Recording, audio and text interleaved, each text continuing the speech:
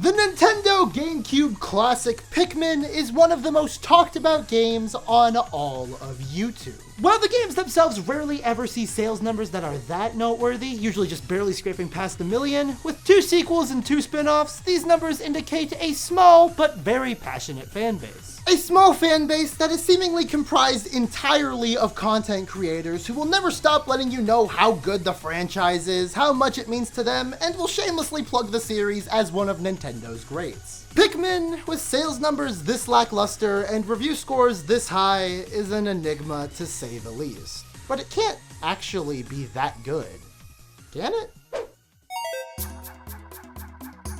Hey everyone, I'm RVRox, and Pikmin starts off with our protagonist, Captain Olimar, flying his rocket ship, the SS Dolphin, to his home of planet Hokotate. However, this trip home has a slight detour as a massive meteor launches Olimar and his ship straight into a very Earth-adjacent planet, and you are left stranded and alone. Olimar tells you that he has 30 days left on life support and that the SS Dolphin has been split into 30 pieces, 25 of which are essential for flying the device home. And that's it. That's your mission.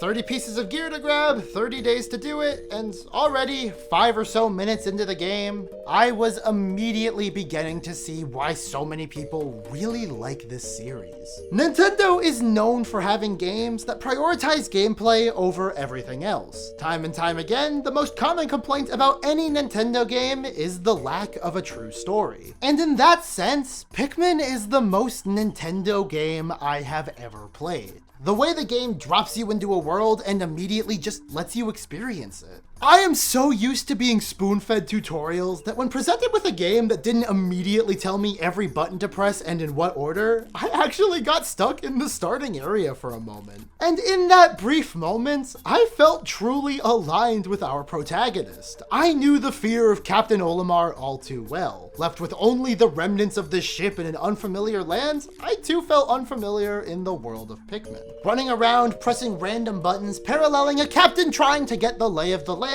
to see if he could survive. And as silly as this sounds, it was the start of a course of actions that got me to fall in love with Pikmin. Pretty soon after this moment that I got stuck in for a while, you meet your first batch of Pikmin, the red ones, and the actual gameplay begins to rear its head. Pikmin is a real-time strategy game. Using up to 100 of the little guys, you direct them to lift heavy objects, move around items in the terrain, build small structures, and defeat enemies. Resources like these flower tokens and defeated enemy carcasses can be brought back to your home base and fed to the Pikmin onion hives, which will result in the creation of more Pikmin, rinse and repeat. And with the actual tutorial complete, the game dives into its true content structure. You have 30 days, each one consisting of 15 minutes, to find 30 different ship parts in 5 different levels. Certain level interactions, like structures built and items found, will stay consistent from day to day, but things like enemies will respawn after some time. At the end of each day, all of the Pikmin with you return to their onions, and the ones left behind will die to the monsters that roam during the night. Meaning that the core gameplay loop has you trying to solve as many puzzles as you can, as quickly as you can, while being mindful of how much time you have left and the current location of every party of Pikmin you sent out.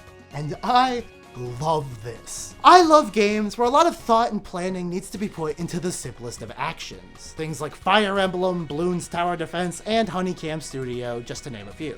And Pikmin scratched all of those familiar itches with so many different systems in place you have to keep track of at any given time. For example, there are 3 different types of Pikmin to work with. The red Pikmin are strong fighters and immune to fire. The yellow Pikmin can be thrown farther and can pick up bomb rocks. And the blue Pikmin can go underwater as well as save other Pikmin from the water, which is lethal to them. In fact, a lot of things are lethal to Pikmin. From the various monsters around to the numerous geographical limitations, Pikmin die quite frequently. Their AI is designed intentionally stupid to make it difficult to keep all of them intact. You can always make more, but you want to keep them alive because if they stay alive long enough, the leaves on their heads sprout into a lovely flower that makes them all around better. So you can play reckless, but there is a tangible benefit to saving all of your Pikmin as well. And with all of that considered, the gameplay does a really good job at making you feel like Olimar. You're stuck with both limited surroundings and limited time. completely unsure of the full capabilities of any of the Pikmin.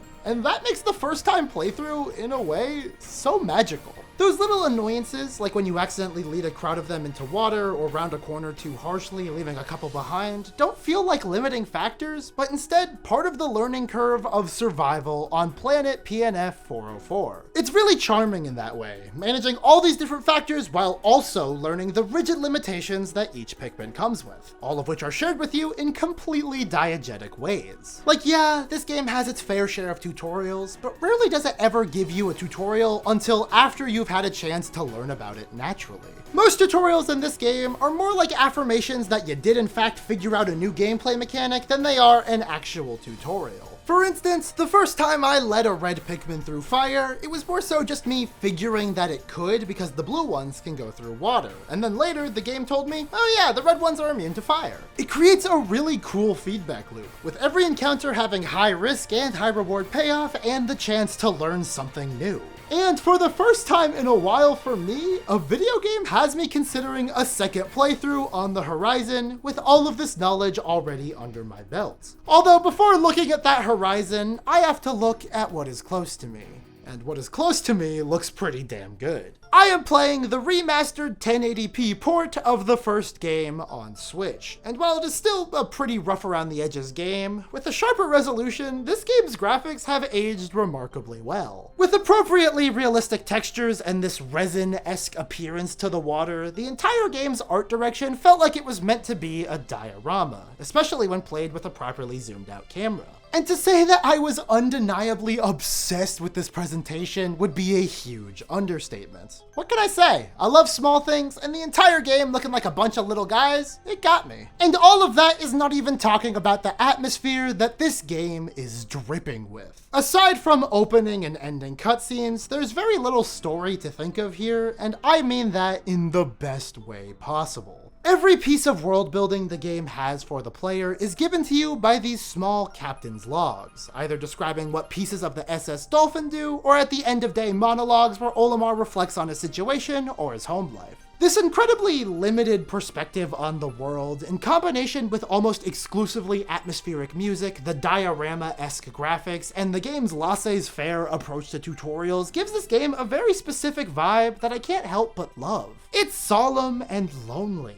but it's also hopeful. It's very similar to Breath of the Wild in that regard. The story is more about what you make of the time allotted than it is about what's being told to you. It's a very small-scale, quaint experience from beginning to end, which makes it so these large-scale climactic boss fights they keep throwing at you are complete tonal whiplash. My biggest complaint coming out of Pikmin was the lack of attention put onto combat, and you can go one of two ways about this topic. Either combat doesn't matter very much because enemies are more so obstacles for you to take down to do the actual gameplay real-time strategy stuff, or you can go my route and say that combat is far too prevalent throughout the experience to justify every encounter playing out just about the same. To me, it felt like every encounter could be won by endlessly throwing Pikmin on everything until it all disappeared. Basically just mashing the A button for 8 hours straight. I mean, yeah, I lost a bunch of Pikmin this way, with a grand total of 1,042 lost by game's end, but with a max of 100 Pikmin in your party at any given time, all I needed was at least 100 of any color in my reserves, which was more than easy to keep up with.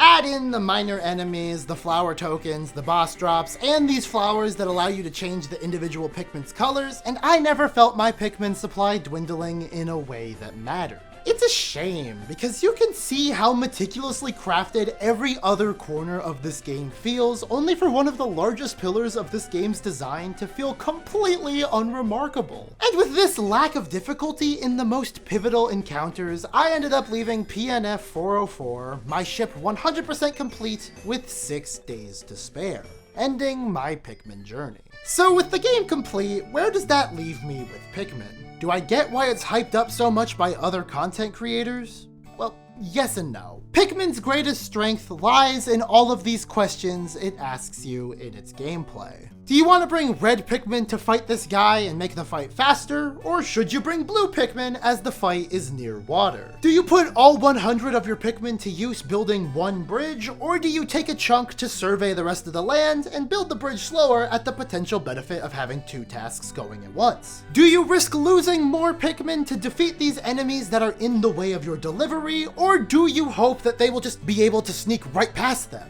Do you spend the day tearing down destructible walls in order to make future days easier, or do you just grab what you can as fast as you can find it and worry about the walls later?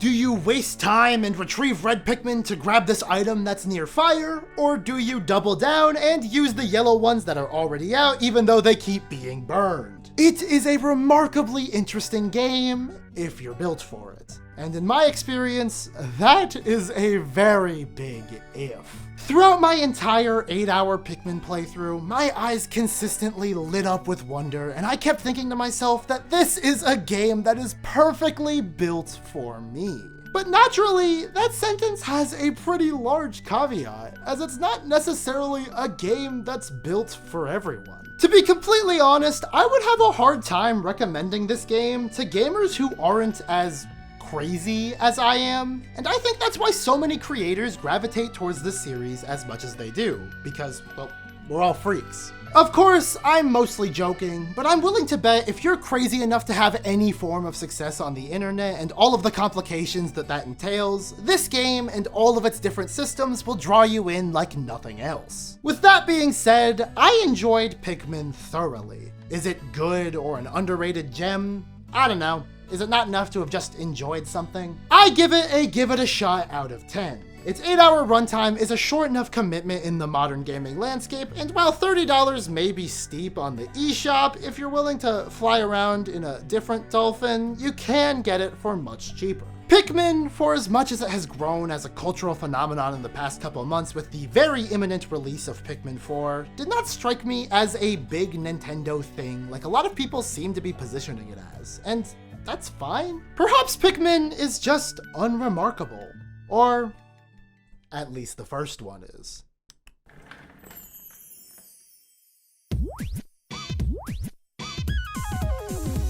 And if you think that my channel is remarkable, then why don't you subscribe to RV Rocks and ring the bell, like this video, and comment your thoughts on Pikmin. The first one, that's the one I played. That's right, this is part 1 of 4, the start of what I am calling Pick Month. And because I am starting in the middle of a month, and I do not know my ability to quickly produce videos, I might have to stretch the definition of a month just a little bit. And you, my humble viewers, I implore you to take this journey with me. I played Pikmin 1, now I want you to go play it and report back to me with what you think. And while you're at it, play Pikmin 2 in anticipation of the next video of the series. I promise it'll be out sooner than you think. And please come by and update me with what you think on any and all of my social medias, all of which to be found at RV Rocks Official. But before you do any of that, I have been RV Rocks, and thank you so much for watching. See ya!